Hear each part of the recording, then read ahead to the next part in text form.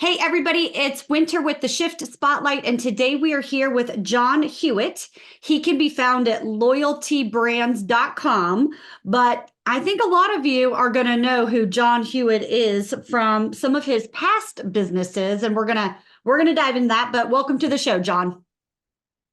Thank you for having me, Winter. All right, so let's start out with an interesting fact about you that people may not know. I don't know how interesting it is, but in 1978, I played in the World Series of Poker before, now there's tens of thousands of people that play in that. Back Right. then there was only 90 some people, less than 100 people. Nice. Well, that's pretty interesting. Did you win? Did you win big? No, I did not, unfortunately, but it was quite an experience. Awesome. All right. Well, we're going to talk about, the good, bad, and ugly about what you do in some of your past, but at a high level, why don't you tell us what you're doing now? Right now, I have a company called Loyalty Brands, which has 8 different franchise systems underneath it, and we're growing all 8 brands. And 2 of them are very rapidly growing. Our A-Tax brand, which is income tax, competing with H&R Block, and the other is this the fastest growing is called Zoom and Groom. That is mobile dog grooming. Mm-hmm. Mm-hmm. So what motivated you to get into the franchise world and the brand building of franchise world? I have to take you back 54 years when franchising wasn't nearly as big as it is today. But I was fortunate. My dad always wanted to be an entrepreneur, and he didn't have the uh, economic wherewithal to do it. He had too many children too quickly. We were poor, and finally, when I was in college, University of Buffalo, he had enough money and he was ready. And he said, called H&R Block and said, we'd like to buy a franchise. And that started my journey in 1969, 54 years ago. Wow. And so was Jackson Hewitt a franchise? Yes, actually, I I have a book, and in my book, I talk about a lot of mistakes I made. And the second biggest mistake I made at Jackson Hewitt was we acquired a company with 6 offices called Mel Jackson Tax Service, and H&R Block had 9,000 offices, and it was our goal to have 9,000 offices. And we acquired it in August of '82. In January of '83, we had 11 offices, and then January of '84, we had 15. In January of '85, we had 22. So we had gone to 6 to 22 offices in 2.5 years. Pretty good growth. But I realized if we're going to have 9,000, I would be like 5 years old by the time we got there. And so at that point, I had been in franchising throughout my entire 12-year career at H&R Block. We immediately started franchising and began to grow by leaps and bounds. Now, Jackson Hewitt, of course, is the 23rd largest franchisor in the country with 6,000 locations. Are you still involved in that at all, or? No, I sold out in tax season in 1997 and never looked back. Yeah. Okay. All right. So what criteria do you use to evaluate potential franchise investments? Well, first of all, it has to have a working model. Mm-hmm. My job as a franchisor is to give you a system that's better than anything in the industry. So Mm-hmm. we have to have a working model, and then most importantly, it has to be replicable by I won't call it average people, but people without PhDs, and they don't have to be Einstein. They don't have to have great experience. They just have to follow the proven system. So it has to be a working model that's replicable. I've brought in 5,200 franchisees in my career, and while I've had some superstars and I've had some duds, most people are kind of normal. And so I would say replicable by a high school degreed person with no experience. You know, we see this a lot where a lot of the buyers into these franchises, they're trying to get out of their W-2s. They are in essence buying a job, and they don't necessarily have the skill set. So how do you elevate them? How do you give them the skills that they need? Because I think a lot of them don't realize what they're getting into. They just say, hey, this is a way out of the 9 to 5. You're right, Winter. The out of Americans, over 2/3 of them want to be self-employed.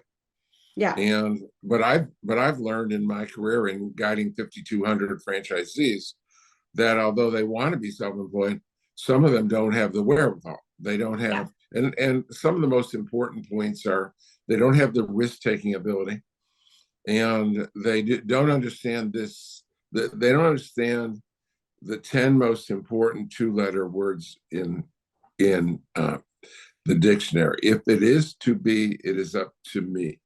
Mm. And so they're not self-starting, or they're not independent enough to set up on. There's no one there to tell them you got to be there at 8 a.m.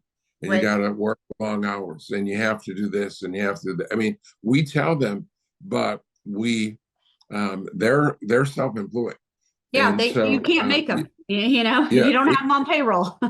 right. 80% of the people that joined us did fine or incredible, and 20% did not. And the 20% that failed, almost all of them, it was because they weren't meant to be an entrepreneur.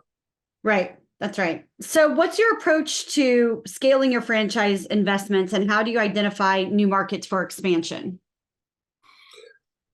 Well, the obviously everyone wants to grow as fast as possible. The key to and I built two now public companies worth over $500 million that have combined 10,000 locations. So I built two of the top 100 national chains. So I have some vast experience in building that up. The thing you have to do is you have to make sure that your revenue matches your structure. If you Mhm. have too much revenue and not enough structure, your system collapses for poor service. If you have too much structure but not enough revenue, your system collapses, you go bankrupt. So you have to, as you grow from a handful of employees to 500 employees, you Yeah. have to make sure that you do it rationally according to the growth of your revenue and your system. You can't build a chain for 4,000 locations without thousands of locations. You can't have, so you have to match those two. As far as what markets to look for, I've been focused mostly on the United States, except for Liberty Tax in Canada. But when I was expanding Jackson Hewitt out, remember I said I had 22 locations, and when we began to grow outside of this market here in Virginia Beach, we said, here's what we'll do. Here's a smart strategic thing to do. We'll go to Richmond next, and then we'll go to Raleigh, Durham, and then we'll go to Washington, D.C., and then we'll go to Baltimore, and then we'll go to Philadelphia, and then we'll go to Charlotte, and then we'll go to Atlanta. And so we thought we would grow strategically, geographically. But Right. what I learned, Winter, is that you can put a great franchise anywhere. You can put them in Alaska. You can put them in Yeah. Rapid City, South Dakota, and they're going to succeed and excel. You can take a poor performer and put them in the best area of the country with tons of brand name, and they can fail. So Yeah. I learned to expand by the quality of the franchisee rather than geography. Yeah. I gotcha. All right. Let's shift gears a little bit here. Let's talk about you as the business owner, not your franchisees. As CEOs, you make a lot of mistakes. That's a given. So we can talk ad nauseum about those, but I want to talk about something that you did right. That even if you didn't realize back then, hey, this was like something that really made an impact in my business. What was something that you did well?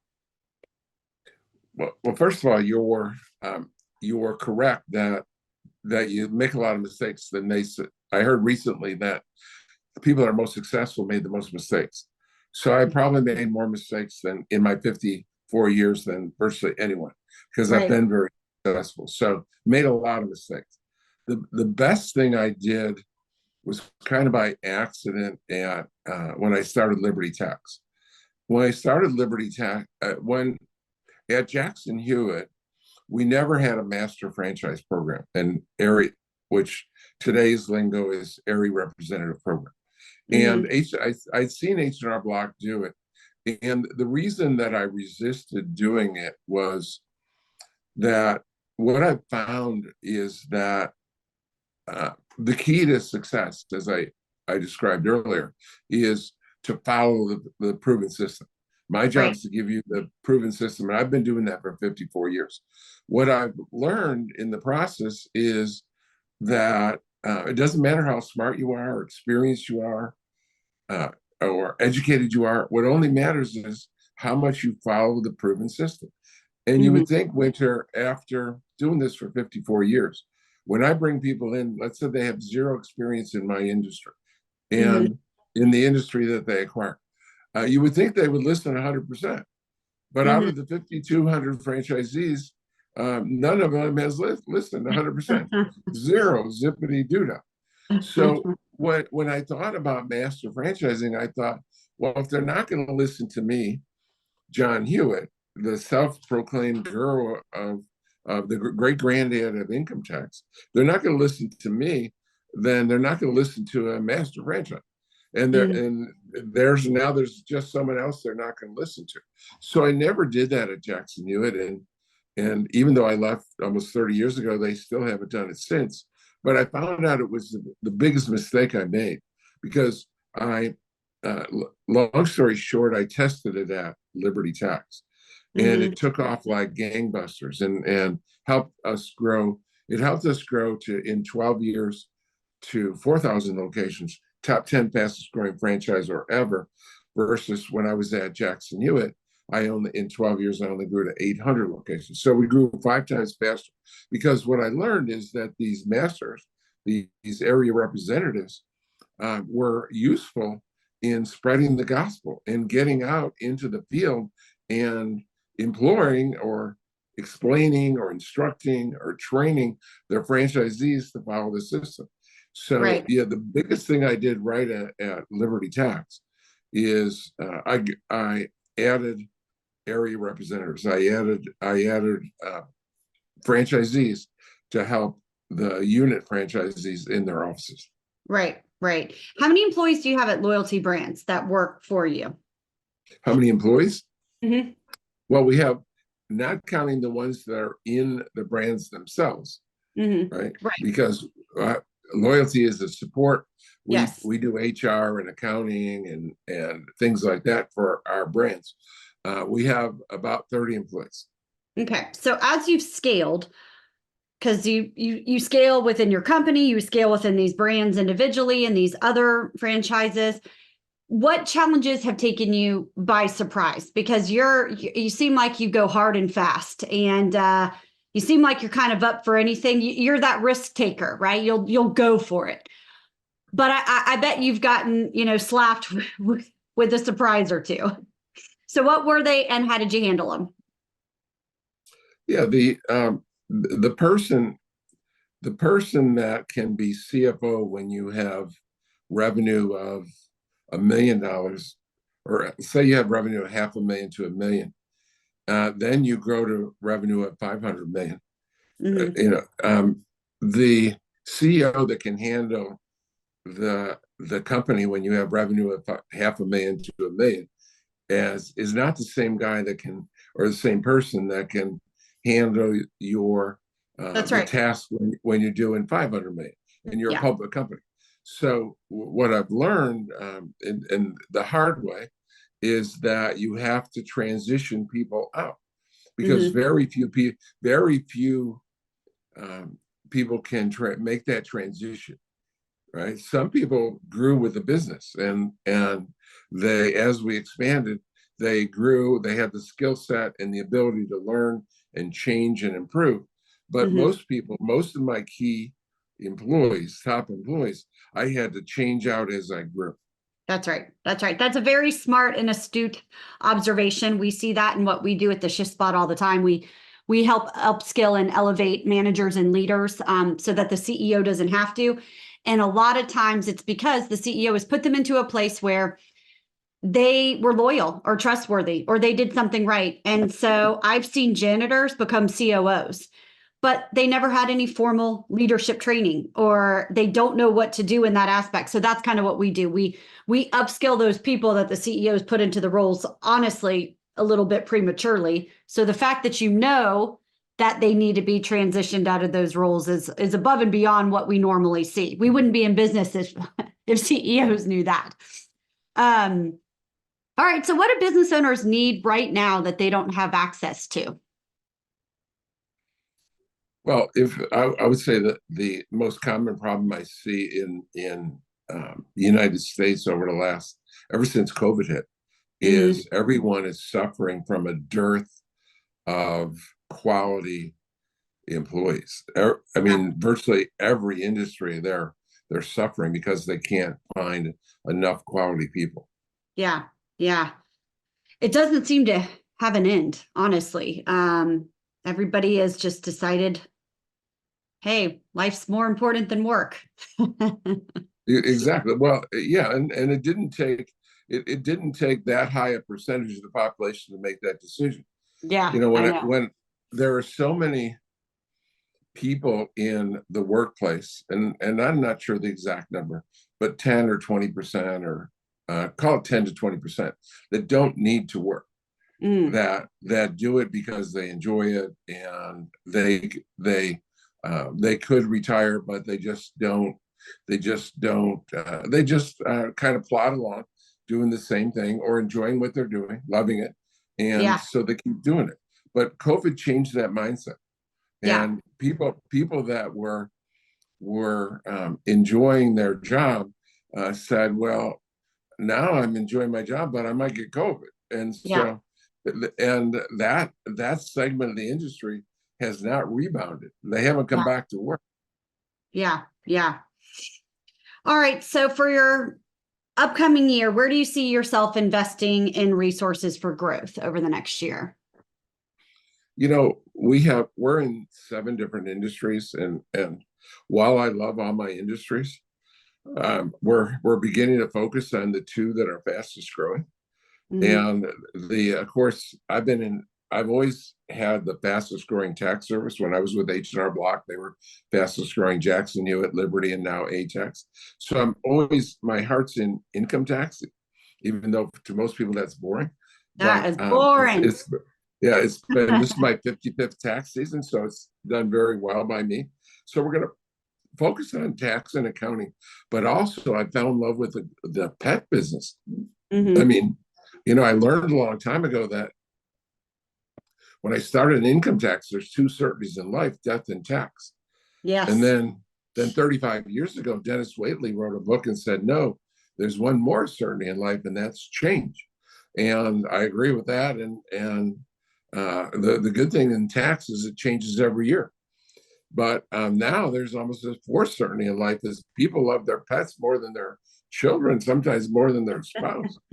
And I'm just amazed at the excitement and the enthusiasm and the love of the love in this industry. And so while right now, our Zoom and Grooming is growing. We're one of the fastest growing franchises in America, top 50.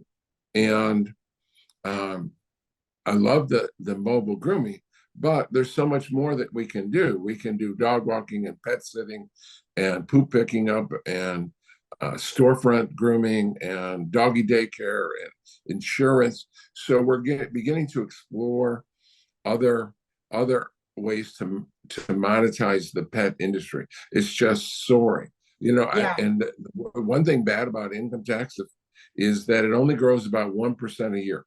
1% more customers come in each year. Pets is growing by double digits. So Yeah, well, in COVID, I, everybody just kind of said, I don't want to work anymore. I'm not gonna do this, but I want a pet. Like a whole bunch of pets got acquired during COVID because they were lonely. millions, right? This is what I got my husband for Valentine's Day. I thought it was our black lab. It's actually a wiener dog. I don't know how I missed that there, but yeah, I mean there is a demand for pets and what they have to offer for sure. So I get that. It's true. All right, if you had to do it all over again, speaking to a younger self or a less experienced self, what would your advice be? One of the differences between me and other people is I never do what ifs. So I Mm, never go back and say, if I had done this, then that. So I'm mm, always thinking, I'm always saying, this is the place I am. How do I get to my goal? And yeah, if I'm knocked down, I say, okay, now I'm in a new place, worse place. And how do I get to my goal? If I succeed in some way, now I'm in a better place. So I'm always thinking based on where I am.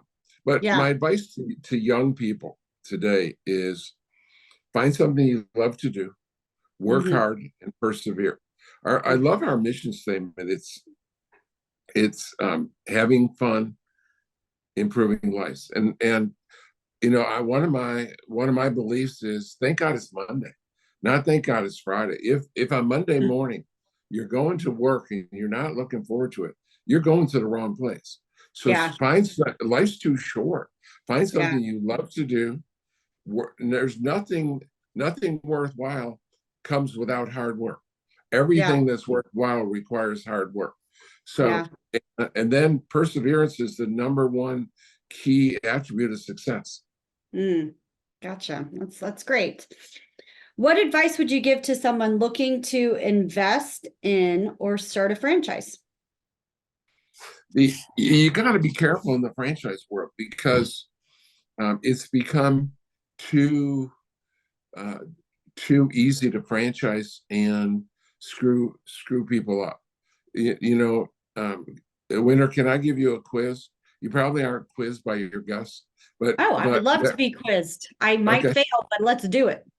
there's 4,000 franchisors that belong to the International Franchise Association. Hmm. 4,000, Hmm. and to be in the top half, Hmm. 50%. How many units do you have to have? Top 50% of all franchisors in the United States. I don't have a clue. I don't even know how to measure units when it comes to franchises. Okay, 20. Wow. Only 20. So I was and going to guess 100, but I thought it sounded way yeah, too low. yeah, exactly. It sounds too low because too many people franchise. So you have Yeah. to be very careful. Most franchisors fail. Yeah. And so they put themselves out there and they fail. And so you got to be Is it careful because of to process? Is that why they fail? Is it process and people? it's one simple reason that will be hard for you to believe. This will be incredibly hard for you to believe. The secret, and remember, I've built two of the top 100 largest franchise chains in the country with Hmm. 10,000 locations. So, and it comes down to one simple thing, and it's so simple, and yet franchisors won't do this. It's happy, successful franchisees. Hmm. Happy, successful. If your franchisees are happy Hmm. and they're getting a good return on their investment for the time and the money they've spent, you can't stop from growing. You're going to grow explosively. If Yeah. they're not, if they're not happy or they're not getting a good return on investment, you can't grow. You will Or die. I've And seen disrespect. If they don't respect the franchisor, then and they grew up with them as they were expanding kind of deal, then I see this like, I don't believe what you say. I'm not going to do it your way. It's almost like having a bunch of kids. well, my 5,200 franchisees, I consider them like children. And remember, no one listened. No one listened 100%, zero. Right. So everyone thinks they know better, and all my children, I have 6 children, they all think they know better than me. Yep, So that's right. at some point they screw up and think that. But disrespect equals unhappy. Yeah, that's right. Disrespect equals unhappy. They have to be happy, and they Mhm. have to be success. If they're happy, successful franchisees, you can't fail. And they build systems today for happy, successful franchisor, Mhm. and that doesn't work. If your Yeah. franchisees aren't happy and successful, you will fail. Yep. All right, we'll wrap it up with this. What is a book or resource that you would recommend to another CEO? My book, I Compete. And if any one of your listeners sends me an email, I will send them my book for free. Obviously, it's a bestseller. You can get it on Amazon, but I will send you a book for free if you just simply reach out to you and through you to me. I'll give them a free book. I Compete. But my two favorite business authors are Dale Carnegie and Peter Drucker. Okay, good. All right. If somebody listening wanted to take the next steps with you, what should they do? I'm easy to contact. John, John, at loyaltybrands.com. Awesome. Thanks for being on the show today. Winter is my pleasure. Thank you.